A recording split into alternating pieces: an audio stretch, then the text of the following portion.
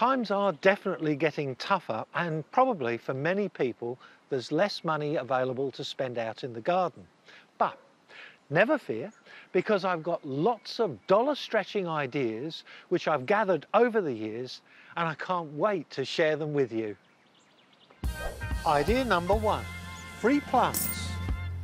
If you don't save seed, you really should start, because it's a life-changing experience. You know, you buy a packet of 10 or 12 seed, and if a few fail, you feel a failure. If you save seed, you can maybe get hundreds and thousands of seed. It builds your confidence. And if you lose a couple of hundred, it doesn't really matter. Now, all you need is containers to store them, so some old jars or perhaps some takeaway containers like this, because they're otherwise instant landfill. I asked friends to save silica gel in containers from things like multivitamins tablets. And that way I can put those into each jar and they keep the seed dry during storage. I also keep pantyhose because this is weatherproof material. You can slip this over the ends of developing seeds of plants that have pods which explode when they're dry. This captures every single seed, and if it does get wet, well, it dries out really quickly, and best of all, it's reusable. Similarly, propagating plants by cuttings is a way of multiplying plants for nothing.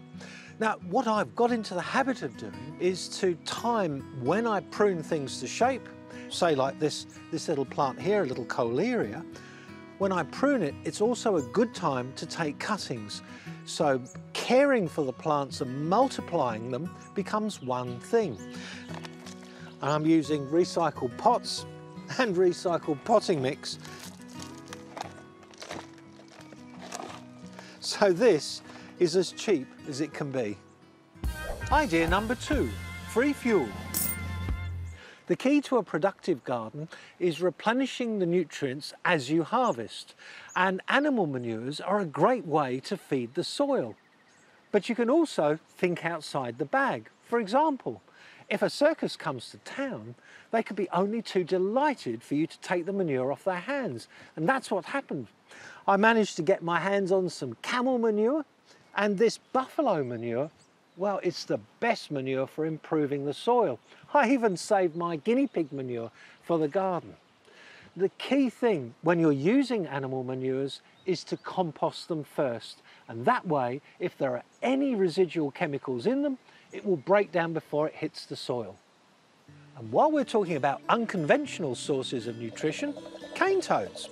They're found throughout Queensland, across northern Australia, and they're present in my garden all year round. This one I found as roadkill, and this one I euthanized humanely according to RSPCA guidelines.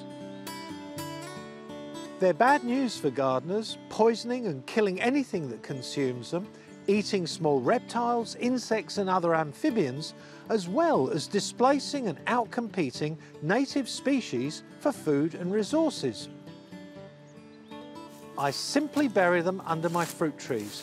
By doing this, I'm making the best of a bad situation, as well as capturing and recycling large amounts of nutrients back into the soil. And I'm feeding my hungry trees for free. Mulch is essential in any garden. It suppresses weeds, it conserves moisture, and it improves the soil.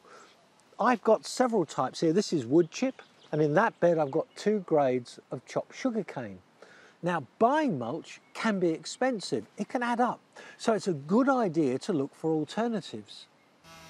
Arborists are continually pruning, so call your local council and find out what they do with their chipped tree clippings, because it's often a cheap or free source of mulch. Leaf mould is a garden staple that's made entirely out of decayed, composted leaves. It's used for everything from potting mix to surface mulch. It's traditionally made from fallen leaves of winter deciduous trees, but living in the subtropics, I don't have that luxury. I use leaves from my bamboo. Now, if you leave it lying around, the top is dry, but if you dig down, you get lovely leaf mould like this. I also use fallen evergreen leaves, and they make a good leaf mould, just a little bit more slowly. Both of them are low in nutrients, high in carbon, and they're really moisture retentive. So they're the perfect medium for growing ferns and palms, and you can use it as a surface mulch for rainforest plants.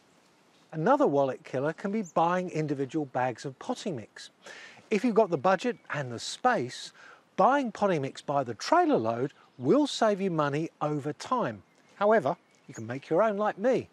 I use equal parts of garden soil, horticultural sand, and old potting mix.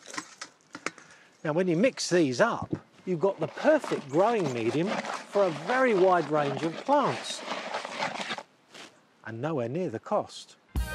Idea number 3, upcycling. There's nothing cheaper than products that are free, and upcycling is a great way to repurpose materials that would otherwise have ended up in landfill. For example, styrofoam boxes. I'm using these to grow plants. The material is lightweight, it's insulating against heat and against cold. And apart from using them as growing boxes, these could possibly become a worm farm, or they could become a self-watering container. I use them in several ways. The first is to grow crops like strawberries directly into them. I find the extra height offered by the box helps keep precious fruit away from grazing creatures on the ground. At the moment, I'm growing sweet potato cuttings in recycled plastic pots and using old potting mix.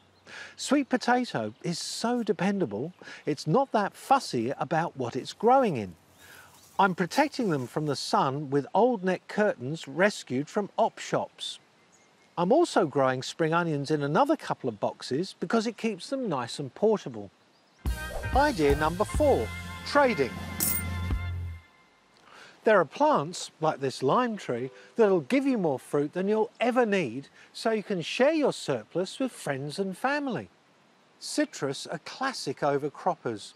Anyone who's owned a lemon tree knows what it's like to be swamped with lemons and bemused by people paying real money for them at grocers. Now my Tahitian lime is no exception. With a little TLC, I can get 100 kilos of fruit in 6 crops during a year, and that means I can make up to 750 jars of marmalade. And it's not just lime marmalade. I make rangpur, rosella, chili jam, lemonade, lime, mandarin, citringe, and it goes on. And trading your surplus allows you to get things that you don't have the time or the inclination to produce yourself. For example, I don't keep chickens, but I'm never without eggs. I don't have an avocado tree, but I'm never without fruit when they're in season. Now, if you're thinking of growing things to trade, choose a plant that crops reliably and will always be in demand. For example, I grow bananas, bamboo shoots, and curry leaf. Idea number 5, buy once, cry once.